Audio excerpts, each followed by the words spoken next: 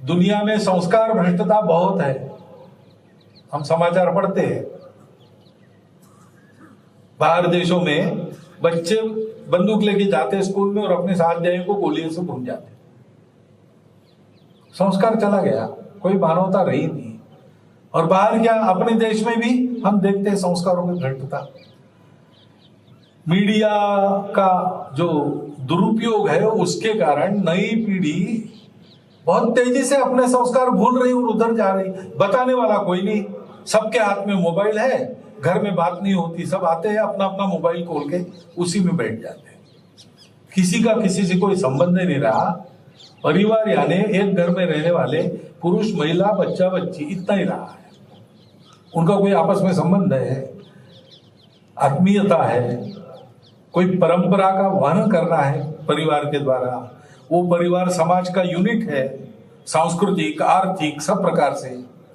ऐसी कोई बात दिखाई देती है अभी, लेकिन लुप्त तो हो रही तेजी से। और इसको समझाना हमारा अपने परिवार से शुरू होना चाहिए।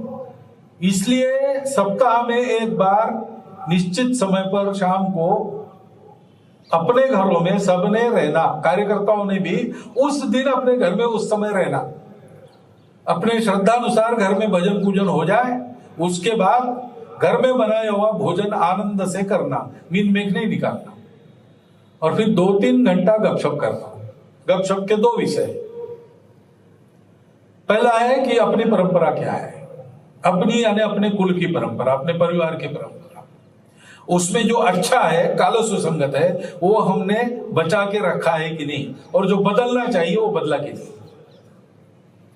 ऐसे ही अपने देश की परंपरा है, उसमें भी जो काल सुसंगत है, अच्छा है, हमने बचा के रखा कि नहीं, जो बदलना चाहिए वो बदला कि नहीं, वो कैसे बदलना आवश्यक है और कैसे बचाव करना आवश्यक है, इस पर चर्चा करना। नियम नहीं बताना, चर्चा करना सबने मिलकर। मोबाइल बाहर रख के आना उस समय,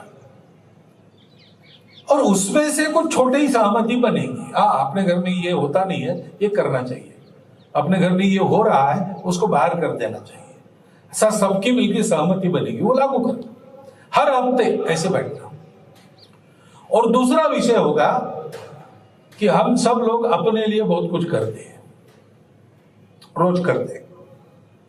हम सब लोग अपने परिवार के लिए भी करते हैं, रोज करते हैं। क्योंकि हम ठीक है, सिर सलामत तो पगड़ी 50, और हम ठीक तब रहते जब अपना परिवार ठीक है। लेकिन परिवार और हम दोनों जिसके कारण ठीक रहते वो हमारा समाज है। उसके लिए हम रोज क्या करते हैं, कितना समय देते हैं, कितना खर्चा करते हैं, इसका विचार करके कुछ छोटे छोटे संकल्प सब लोग ले, सब लोग कुछ ना कुछ कर सकते हैं। छोटा बालक भी कम से कम अपने जन्मदिन के समय, और जिनको बुलाते नहीं घर के अंदर, उनको बुला सकता है, उनके साथ नाता जोड़ सकता है, उनको आदर सम्मान पूर्वक खिला सकता है। जन्मदिन मना रहे तो केक क्यों काटना भाई, मोमबत्ती क्यों बुझाना। जन्मदिन है तो हम भगवान के यहाँ जाएंगे, दर्शन करेंगे, अपने घर में माता पिता का वर्णन करेंगे, वंदन करेंगे, दीप जलाएंगे, और फिर किसी ऐसे स्थान पर जाकर वहां हमारे सानिध्य की, प्रेम की, स्नेह की, थोड़े बहुत दान की आवश्यकता है, वो करेंगे। छोटी बात है। ऐसे छोटे छोटे संकल्प लेकर सब लोगों ने सक्रिय होना, इसको कहते हैं कुटुंब प्रबोधन। अपने घर के अंदर भाषा भूषा भजन भवन भ्रमण भोजन अपना होना चाहिए।